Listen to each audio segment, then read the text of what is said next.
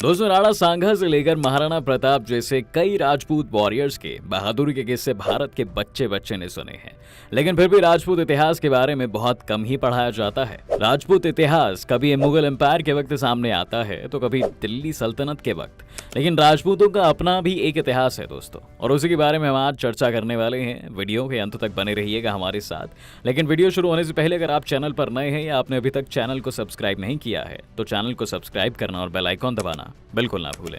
दोस्तों, राजपूत कहां से आए थे, इसे लेकर हमेशा ही इतिहासकारों में एक बड़ी बहस रही है। कुछ लोगों का मानना है कि वो भारत में ही रहने वाले क्षत्रिय थे, तो कुछ लोग मानते हैं कि ये लोग बाहर से आए थे और बाद में उन्होंने हिंदू धर्म अपना लिया। खैर, इस बहस का अभी कोई अंत नहीं है, लेकिन हमें इतना जरूर मालूम है कि राजपूतों का इतिहास हम गुप्त साम्राज्य से ट्रेस कर सकते हैं।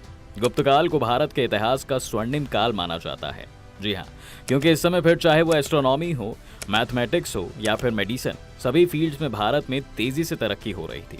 इसके साथ साथ इस समय भारत रोम और चीन जैसी शक्तियों से भी व्यापार कर रहा था। गुप्तकाल के समय ही हंस ने भारत में हमला किया था, जो कि उस वक्त सेंट्रल एशिया से लेकर चीन तक में कहर मचा रहे थे। इसी का परिणाम रहा कुछ वक्त के लिए नॉर्थ इंडिया का ज्यादातर इलाका एल्कन हंस के अंडर आ गया था, जिन्होंने गुप्त साम्राज्य को नॉर्थ ईस्ट तक धकेल दिया। और फिर वो लोग खुद भी लक्ष्मी, विष्णु और शिव जैसे भारतीय देवताओं की पूजा करने लगे। लेकिन फिर गुप्त काल के ही छोटे छोटे राज्यों ने आपस में इकट्ठा होना शुरू कर दिया और फिर यशोधर्मन नाम के राजा ने हंस को हराकर ज्यादातर इलाके पर कब्जा कर लिया था। इसके 100 साल बाद भी हंस लगातार इन इलाकों पर हमला कर रहे थे। लेकिन 7वीं सदी में राजा हर्षवर्धन ने फिर से भारत में एक पावरफुल और स्टेबल एम्पायर बनाया। लेकिन इसके बाद भी जंगों का सिलसिला चलता रहा। हर सदी में कई लड़ाइयां हुई और ये कोई हैरानी की बात नहीं है कि इसी समय शतरंज का भी आविष्कार भारत में हुआ, क्योंकि हमारे चारों तरफ जंग चल रही थी।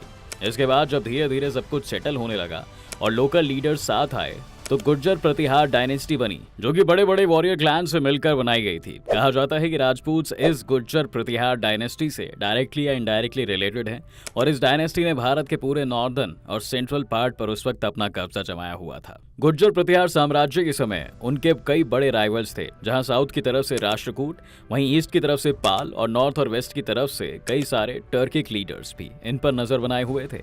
10वीं शताब्दी की शुरुआत में राष्ट्रकूट और प्रतिहार साम्राज्य के बीच एक भीषण युद्ध भी हुआ था, जिसमें प्रतिहारों की राजधानी पर कब्जा कर लिया गया था। उन्होंने अपनी राजधानी तो बचा ली थी, लेकिन इसके बाद धीरे धीरे आने वाले सालों में गुर्जर प्रतिहार डायनेस्टी की एकता खत्म होने लगी और सभी लोकल राजाओं ने धीरे धीरे खुद के राज्य को इंडिपेंडेंटली चलाना शुरू कर दिया। 10वीं शताब्दी के मध्य तक अलग अलग राजपूत क्लैंस के हाथ में भारत के अलग अलग हिस्से थे, लेकिन राजपूतों का गढ़ राजपूताना को ही माना गया, जो कि आज के राजस्थान का इलाका है। और यहीं से फिर उन्होंने गुजरात और बाद में इंडो गैंगेटिक प्लेन्स के नाम से जाना जाने वाला पूरा इलाका कंट्रोल में लेना शुरू कर दिया।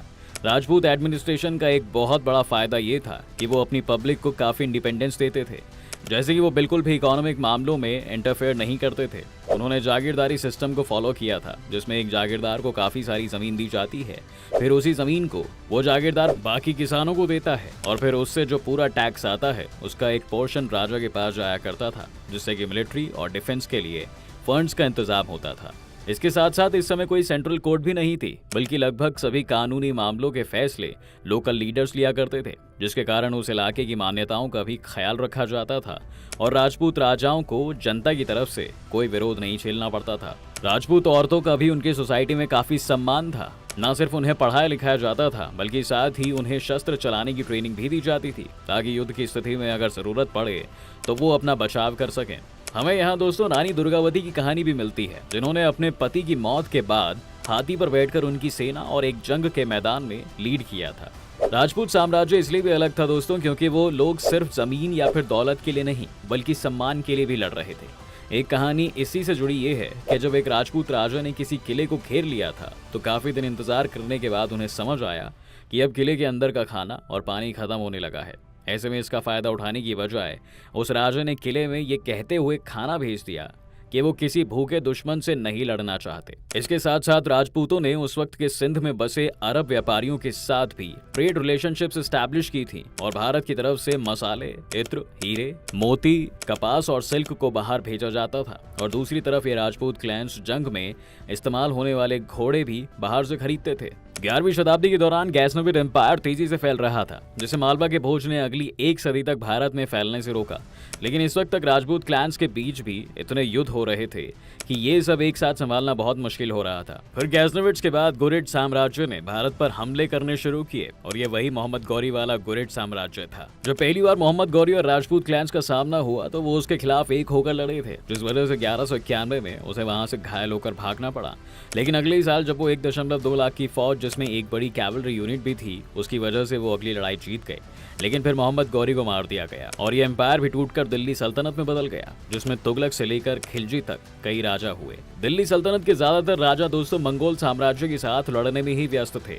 लेकिन जब खिलजी ने फाइनली मंगोलों की समस्या को निपटा दिया तब वो राजपूत क्लैंस पर भी हमला करने लगा और उसने अपने साम्राज्य का विस्तार किया। इसके बाद बाबर ने आकर दिल्ली सल्तनत को खत्म किया और भारत में नए मुगल साम्राज्य की शुरुआत की। मुगल साम्राज्य और राजपूतों में लंबे समय तक संघर्ष चलता रहा, लेकिन अकबर के समय में राजपूतों और मुगलों के रिश्तों में बहुत सुधार देखा गया। न सिर्फ अकबर को सभी ने अपना राजा मान लिया था, पर साथ ही वो मुगलों की कोर्ट्स में हायर पोजीशन एक्वायर करने लग गए।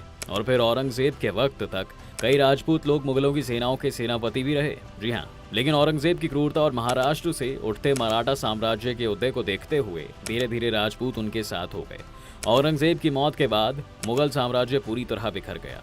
अवध, हैदराबाद, बंगाल सभी ने खुद को आज़ाद घोषित कर दिया और दूसरी तरफ मराठों ने तेजी से भारत में अपना शासन स्टैब्लिश कर लिया। लेकिन मराठा लीडरशिप एक्सपैंड होने के साथ साथ डिसेंट्रलाइज भी होने लगी, यानी कोई एक राजा नहीं रहा और बहुत सारे अलग अलग चीफ्स, चाहे फिर वो होलकर हो या फिर सिंधिया, सभी ने अपने राज्य बना लिए। इसी का फायदा अंग्रेजों ने उठाया, जो उस समय के एक डोमिनेंट पावर बनते जा रहे थे। उन्होंने इस वक्त राजपूतों को भी कन्विंस कर लिया कि वो मराठों का साथ ना दें।